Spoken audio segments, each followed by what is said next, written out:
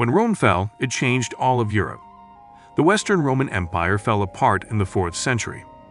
Germanic tribes flooded across the borders, cities were abandoned, and whole communities were torn away from civilization.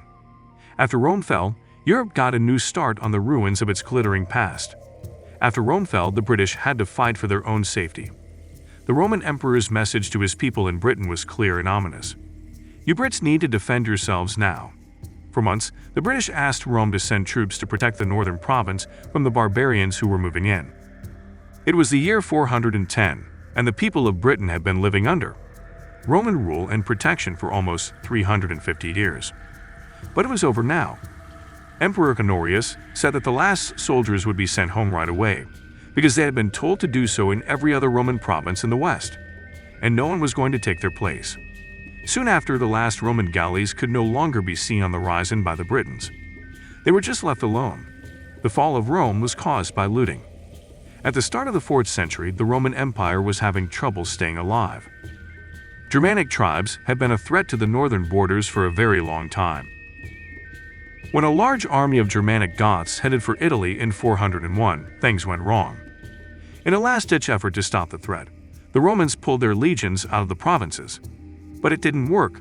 On August 24, 410, the Goths took over Rome and pillaged it for 3 straight days. During this time, Emperor Honorius was in the city of Ravenna in northern Italy.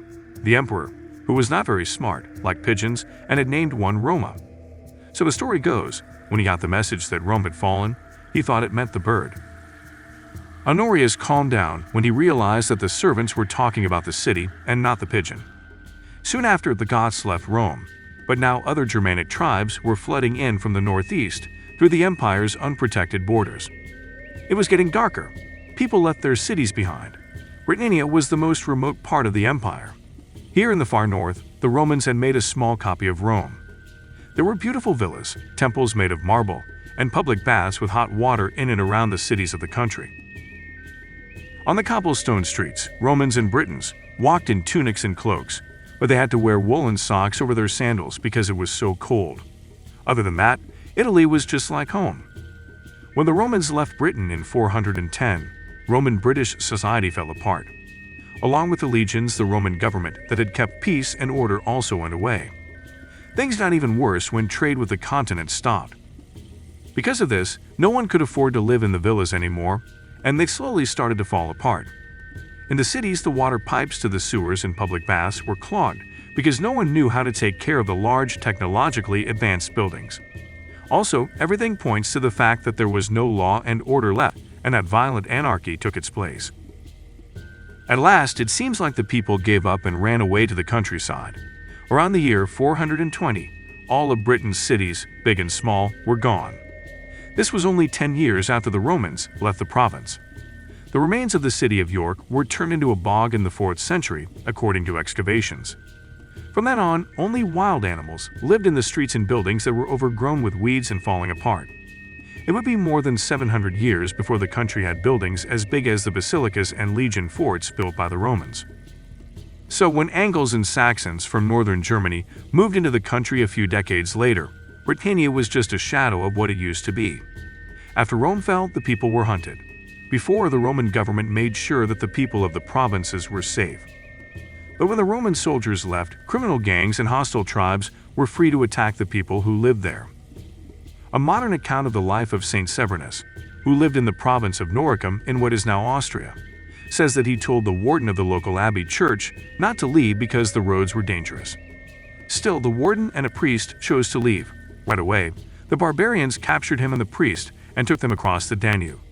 Society after society died out or moved away, until most of the province of Noricum was almost completely empty. In the west, there was also no rule of law. Even though the Germans set up new kingdoms in the provinces of the Roman Empire, these Germanic states were weak. They couldn't keep large professional armies like the Romans did because they didn't have enough money. Criminal gangs were especially bad in the country areas. Instead, each area was ruled by powerful landowners who had small armies of their own. In the end, the new kings of Europe had to ask these landowners for soldiers when there was a war. As each province fell, the Roman emperors did everything they could to keep what was left of the empire together. In Italy, though, the real power was with the Germanic mercenaries hired by the emperors and their commanders. The kingdom didn't have much time left. In 476, the last Roman emperor, Romulus Augustulus, was overthrown by the Germanic general Odovacar. It was no longer the time of the emperors of Western Rome. Theodoric the Goth took control of Italy in the year 493. He was a general in the Roman army, just like Odovacar. Even though he never learned to read or write, the Eastern Roman Procopius said that Theodoric was a good leader. Both the Goths and the Italians learned to love him. Theodoric, on the other hand, didn't send his kids to school like the Roman emperors did. He said that if they learned to fear the cane first, they would never have the courage to face the sword and the spear, Procopius says. Italy did better when Theodoric was in charge. He was strict, but it worked. Just like the Roman emperors, he fixed up roads and aqueducts and put on big shows for the Roman people to enjoy. And that's how it could have gone on if the Eastern Roman emperor hadn't changed his mind. The fall of Rome, the end of everything. While Theodoric tried to save the dying Western Roman Empire, the strong Persian Empire and Constantinople, the capital of the Eastern Roman Empire, lived in peace for a while. So most attacks from the north and west were stopped by the Eastern Romans. The Emperor Justinian sat on the throne of the empire. He wanted to unite the whole old Roman Empire under Eastern Roman rule. So in 535, he sent Belisarius, his best general, to fight the Goths in Italy. But it took almost 20 years to put down the last of the Goths, and the fierce battles that followed left large parts of Italy in ruins. The worst part was outside of Rome. The city was besieged, taken over, and taken back over again and again. The Romans were proud of their aqueducts, but they no longer brought fresh water to the city. The few thousand people who were still there lived on the banks of the Tiber River and drank the dirty water from the river. At the same time, there was a famine, and Procopius says that the Romans had to eat nettles that grew in the city's ruins. But this wasn't enough. They often fell over dead while wandering around and chewing on nettles. Then they started eating their own poop, Procopius writes. All Gothic resistance was put down around the year 550. But the Eastern Romans didn't really win because they took over a country that had been destroyed. People moved out of large areas, and Rome, which was the capital of the world, was in ruins. The last bit of the Roman Empire in the West was destroyed for good. No barbarian tribe had ever been able to do what the Eastern Romans had done. This brings us to the end of this video. If you liked the video, please consider subscribing and sharing so we can keep bringing more content like this. Also, let us know your thoughts in the comments below. See you next time.